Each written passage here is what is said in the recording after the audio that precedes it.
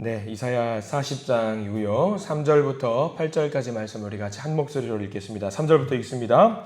외치는 자의 소리여 이르되 너희는 광야에서 여호와의 길을 예비하라. 사막에서 우리 하나님의 대로를 평탄하게 하라. 골짜기마다 도두어지며 산마다 언덕마다 낮아지며 고르지 아니한 곳이 평탄하게 되며 험한 곳이 평지가 될 것이요 여호와의 영광이 나타나고 모든 육체가 그것을 함께 보리라. 이는 여호와의 입이 말씀하셨느니라. 말하는 자의 소리여 이르되 외치라. 대답하되 내가 무엇이라 외치리까 하니 이르되 모든 육체는 풀이요 그의 모든 아름다움은 들의 꽃과 같으니 풀은 마르고 꽃이 시들면 여호와의 기운이 그 위에 불미라. 이 백성은 실로 풀이로다. 풀은 마르고 꽃은 시드나 우리 하나님의 말씀은 영원히 서리라 하라. 아멘. 오늘 이 말씀 가운데 하나님의 은혜가 넘치기를 간절히 기도하고 소망합니다. 우리 기도하는 마음으로 먼저 고백해 볼까요? 하나님과 동행하겠습니다. 아멘. 우리 옆 사람 축복하면서 하나님과 동행하십시오. 하나님과 동행하는 복된 날 되시길 간절히 축원합니다. 자, 40장 말씀, 오늘부터 새로운 관점의 말씀들이 등장한다라고 어제 미리 말씀을 드렸습니다. 39장까지는 아수르를 중심으로 하는 세계관이 펼쳐진다라고 한다면 40장부터는 이제 아수르 이야기가 아니라 바벨론을 중심으로 하는 이제 포로 생활에 대한 이야기가 중심이 된다라고 말씀을 드렸습니다. 핵심은 그겁니다. 아마 1절 말씀일 것 같은데 전체를 주관하고 있는 내용의 핵심은 40장 1절에 나와 있는 위로하라라는 단어가 있어요. 40장 1절 말씀을 잠깐 읽어볼까요? 1절입니다. 너희의 하나님이 이르시되 너희는 위로하라. 내 백성을 위로하라 라는 단어 있지요. 위로하라 라는 말이 이제 40장부터 중심이 되는 핵심 단어가 될 것 같아요. 왜 위로할까? 왜 위로할까? 위로라고 하는 것은 슬프고 안 좋고 어려운 일이 있을 때에 위로하는 거잖아요. 어제 분명히 히스기야가 교만해졌고 바벨론 사절단에게 모든 것을 보여줌으로 인해서 하나님이 진노하셨다라고 했어요. 어렵고 힘들 때 이 하나님을 찾으면서 위기가 극복이 되니까 하나님을 찾지 않았던 히스기야, 자기 능력으로 이 일을 했노라고 스스로 생각을 했는데 그로 인해서 바벨론에게 모든 것이 빼앗기게 됐으니까 이제 위로해야죠. 슬픈 일이 이제 발생이 될 테니까, 어려운 일이 발생이 될 테니까 위로해야 되는 게 맞습니다. 포로로 끌려갈 이스라엘 백성들을 위로하라라고 하는 하나님의 말씀입니다. 미리부터 하나님께서 백성을 향해서 주시는 말씀이에요. 그러면 미리부터 하시는 그런 말씀으로 예언의 말씀을 주신다라고 하면은 이제 2절 말씀이 이해가 되는 거죠. 2절 말씀 읽어볼까요? 2절입니다. 너희는 예루살렘의 마음에 닿도록 말하며 그것에게 외치라. 그 노역의 때가 끝났고 죄악이 사함을 받았느니라. 그의 모든 죄로 말미암아 여호와의 손에서 벌을 배나 받았느니라 할지니라 하시니라. 2절만 봐서는 어떤 말씀 같아요? 포로 생활이 어떤 것 같아요? 끝났어요. 근데 지금은 끝난 게 아니라 시작도 안 했습니다. 시작도 하지 않은 거예요. 다만 이거는 무슨 이야기냐? 미리부터 있을 이야기를, 미리부터 발생될 상황을 하나님이 보여주시는 거예요.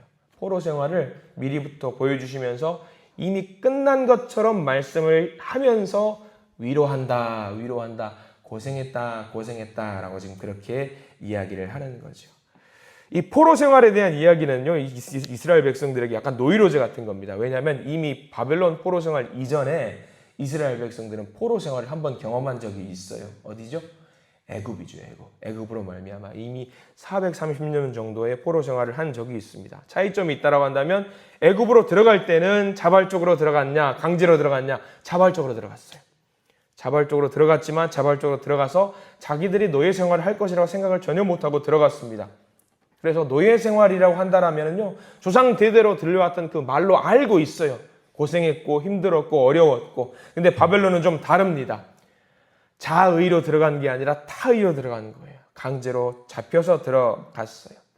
그렇게 노역을 하고 돌아와서 이제 모든 죄가 사함 받았으니까 위로하라 라고 말씀을 하시는 건데, 중요한 것, 이렇게 위로하라라고 하는 말씀이 이 40장 말씀에는 크게 세 가지 큰 타이틀을 갖고 있어요. 위로하는데 위로해야 되는데 위로하면서 너희들이 무엇을 해야 될 게 있다는 것을 알려주고 있거든요. 그 세 가지가 무엇인지가 굉장히 중요한 말씀이에요. 첫 번째는 3절에 나와 있어요. 3절에 여러분들 보시면 나와 있어요. 3절에 무슨 말씀일까요? 목사님 3절에 무슨 말씀이 나와 있을까요? 자, 3절 읽어볼까요? 3절입니다. 외치는 자의 소리여 이르되 너희는 광야에서 여호와의 길을 예비하라. 사막에서 우리 하나님의 대로를 평탄하게 하라 라고 나와 있어요. 외치는 자의 소리요. 그러니까 세 가지 소리를 너희가 선포하라 이 말씀인데 첫 번째 소리가 뭐냐? 예비하라, 평탄하게 하라. 이 말이 무슨 말일까? 뭘 예비해요? 뭘 평탄하게 해요? 이 말은 곧 다시 말해서 회개하라는 말이에요. 위로하면서 내가 너희들 위로할 텐데 노예 생활 하느라 고생했는데 이제는 회개해라. 회개해라 라는 거죠. 구체적으로 어떻게 회개하나? 구체적인 내용이 4절이에요. 3절에 나와 있는 회개하라 라는 말씀이 구체적으로 펼쳐지는 게 4절입니다. 4절 말씀 읽어보면 이렇게 나와 있죠. 4절입니다. 골짜기마다 더두어지며 산마다 언덕마다 낮아지며 고르지 아니한 곳이 평탄하게 되며 험한 곳이 평지가 될 것이요. 자, 높아진 곳은 낮아지게 만들어라. 깎아버려라. 깎는 거죠. 자, 깎는 거. 자기를 깎는 거예요. 그리고 패인 곳은 메꿔라. 그러니까 교만한 곳은 깎아버리고 가라앉은 곳은 끌어올리고 교정해서 밸런스가 있게 균형 잡힌 너희들로 잘 만들어라. 즉 다시 말해서 하나님의 영광이 드러날 수 있게 회개해라 라는 말이 3절과 4절 나와 있어요. 그렇게 회개하면 어떻게 되는가? 5절이죠. 5절에는 무슨 단어가 나오냐면 여호와의 영광이라는 단어가 나와요. 자기를 깎고 자기를 자르고 평탄하게 만들어서 회개를 하면 누가 드러나게 되느냐? 하나님의 영광이 드러나게 된다. 회개하라는 말이 첫 번째입니다. 하나님의 말씀이 이거죠. 첫 번째로 우리에게 주시는 말씀, 이스라엘 백성들에게 주시는 말씀이 먼저 회개해라라는 말이에요. 잘 기억해야 되겠죠? 옆에다가 메모하면 좋겠죠. 회개하라. 자, 두 번째입니다. 외치는 자의 소리가 하는 말. 두 번째 6절과 7절 말씀인데 자, 이것은 무슨 말을 하는 것일까? 자, 6절 7절 읽어봅니다. 말하는 자의 소리여 이르되 외치라. 대답하되 내가 무엇이라 외치리까 하니 이르되 모든 육체는 풀이요 그의 모든 아름다움은 들의 꽃과 같으니 풀은 마르고 꽃이 시들면 여호와의 기운이 그 위에 불미라. 이 백성은 실로 풀이로다. 자, 뭐라고 외치라고 했어요? 앞에는 회개하라고 외치라는 말이었고 두 번째는 이 백성은 실로 풀이로다 라고 외치라는 말입니다. 자, 이게 무슨 말일까? 여기 나와 있는 풀은 누구를 말하는 걸까요? 특정한 나라를 대상으로 이야기하고 있어요. 풀은 강해요, 약해요? 약하죠. 자, 아무리 봐도 너희들이 봐도 강해 보이지, 대단해 보이지, 엄청나 보이지, 아니야. 걔네들은 풀과 같은 존재야. 약한 존재야. 바벨론을 이야기하는 거예요. 바벨론 두려워하지 말아라. 너희들 노예생활 갔다가 풀려났지. 바벨론 두려워하지 마. 풀과 같은 존재. 걱정하지 마. 염려하지 마. 내가 지키고 있어. 그래서 풀과 같은 존재 바벨론을 두고 하나님이 하시는 말씀이 8절 말씀이죠. 8절 말씀은 여러분들 암송하시는 분들도 계실 겁니다. 8절 말씀 읽어보겠습니다. 풀은 마르고 꽃은 시드나 우리 하나님의 말씀은 영원히 서리라 하라. 아멘. 이게 두 번째 외침이죠. 풀은 마르고 꽃은 시드나. 바벨론은 강해 보이고 대단해 보이지만 결국은 어떻게 되냐? 말라버린다. 결국은 시들어버린다. 그러나 하나님의 말씀은 영원히 설 것이다 라는 이야기죠. 바벨론 무너지게 될 것이다. 다만 그들이 무너질지언정 말씀에 입각해서 살고 있는 너희들은 영원히 설 수 있을 것이다 라는 말씀이죠. 이게 두 번째 외침이에요. 회개하라가 첫 번째였고 두 번째는 풀은 마르고 시든다 라는 말씀이 두 번째. 세 번째 말씀은 9절 말씀 쭉 넘어와요. 우리가 읽지 않은 본문이에요. 3절 말씀, 9절 말씀이 제일 중요해요. 세 번째. 전부 다 밑줄을 그으셔도 돼요. 9절 말씀 같이 읽어봅니다. 시작. 아름다운 소식을 시온에 전하는 자여 너는 높은 산에 오르라. 아름다운 소식을 예루살렘에 전하는 자여 너는 힘써 소리를 높이라. 두려워하지 말고 소리를 높여 유다의 성읍들에게 이르기를 너희의 하나님을 보라 하라. 아멘. 자, 제일 중요한 게 어딜까요? 제일 마지막이겠죠. 회개했고요. 풀과 같은 그런 존재들을 보면서 하나님을 바라보라, 그 이야기죠. 결론입니다. 여호와의 길을 예비하라. 곧 회개하라. 우리가 회개하라. 내 안에서부터 시작하는 그런 마음. 우리 안에서 회개하라. 이런 말로 서로 위로해라. 두 번째는 두려워 말아라. 그들을 두려워하지 마라. 내 마음속에서 회개했으면 그들을 두려워하지 말라. 세 번째는 너희의 하나님을 봐라. 이게 제일 중요하죠. 우리가 회개하는 것도 중요하고요. 그들에 대해서 쳐다보는 것 두려워하지 말라. 그것도 중요하죠. 제일 중요한 것은요. 그 다음 하나님을 바라보아라. 너희를 도우시는 그분, 너희의 구원자 되신 하나님, 그 하나님을 바라보아라. 자, 이 세 가지 말로 서로를 위로하라라고 했어요. 서로를 위로하라고 했어요. 서로를 격려하고 위로하라고 했어요. 그리고 그 하나님을 바라보라라고 했죠. 그 하나님이 누구신지도 나와 있습니다. 10절 말씀도 별표를 쳐가면서 읽어야 될 것 같아요. 10절 말씀과 11절 말씀까지 마무리를 할 텐데 먼저 10절 말씀 볼게요. 10절입니다. 보라, 주 여호와께서 장차 강한 자로 임하실 것이요 친히 그의 팔로 다스리실 것이라. 보라, 상급이 그에게 있고 보응이 그의 앞에 있으며. 자, 여기 강한 자에다가 동그라미 표시해 두십시오. 강한 자. 우리 하나님을 두고 어떤 분, 하나님을 바라보라고 그랬으니까 하나님이 어떤 분인지 알아야 될 거 아니에요. 그래서 하나님에 대해서 뭐라고 말하고 있냐면 하나님은 강한 자다라고 이야기했어요. 강한 자. 자, 너희가 지금 약해 보이지? 포로 생활 끝나고 이제 돌아왔으니까 약해 보이지? 아니, 하나님을 바라봐라. 왜? 하나님은 강한 자이기 때문이다. 강한 자이기 때문이다. 그런데 강한 자라고 하면은 심판의 하나님을 묘사가 되잖아요. 무섭잖아요. 약한 그들이 보니까 하나님 너무 무서워 보여요.